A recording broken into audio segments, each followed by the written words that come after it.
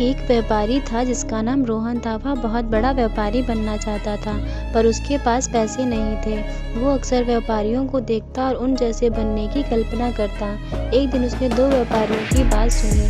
एक व्यापारी दूसरे व्यापारी से कह रहा था, व्यापार करने के लिए पैसे नहीं बल्कि लगन और चतुराई की ज़रूरत होती है। कोई चाहे तो जो कूड़े पर मरा चूहा पड़ा है, उससे भी व्यापार शुरू कर सकता है। रोहन ने कूड़े पर पड़े चूहे को देखा और सोचा, लगन और चतुराई तो है मुझ में, क्यों न मैं इस मरे चूहे से ही व्यापार शुरू करूं। यह सोच उसने मरा हुआ चूहा उठा लिया। तभी एक सेठ जी बिल्ली को गोद में लिए उधर से गुजर रहे थे। रोहन के दिमाग में एक तरकीब आई।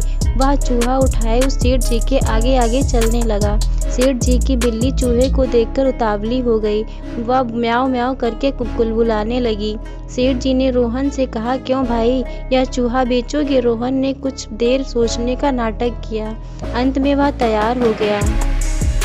सेठ ने उसे एक सिक्का दिया। रोहन सिक्का लेकर आगे चला। इस एक सिक्के से क्या किया जाए? तभी उसे आगे एक म्याऊं नजर आई। लोग पानी पीकर म्याऊं वाले को धन्यवाद देते जा रहे थे, कुछ उसे पैसे भी दे रहे थे।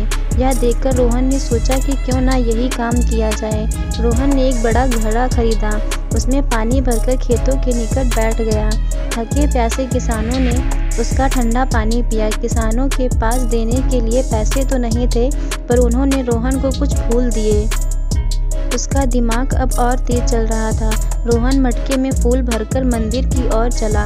वह मंदिर के बाहर फूल लेकर बैठ गया। मंदिर में चढ़ाने के लिए लोग पैसे देकर उससे फूल लेने लगे।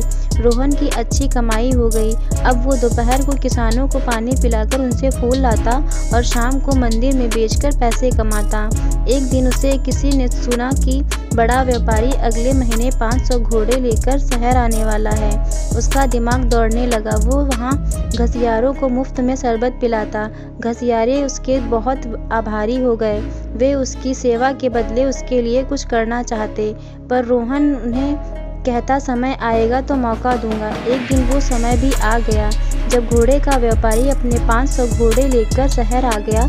रोहन घसियारों के पास गया और अपनी सारी जमा पूंजी देखकर बोला, आज कितनी घास आपने काटी है वह मुझे बेच दो। घसियारे तुरंत मान गए। रोहन ने सारी घास ले ली। इस कारण बाजार में कोई घास नहीं लाया। व्यापारी शहर पहुंचा तो उसे घोड़े के लिए घास नहीं मिली। केवल एक जगह घास का अंबार लगाए रोहन मिला। उसके पास 500 गट्ठर थे। उसने रोहन से घास की कीमत पूछी। रोहन ने 1000 सिक्के मांगे। मजबूर होकर व्यापारी को घास के लिए 1000 सिक्के देने पड़े। कुछ ही दिनों बाद एक जहाज के व्यापारियों के पास पहुंच गया। उसने 1000 सिक्के अग्रिम देकर जहाज का सारा माल खरीद लिया।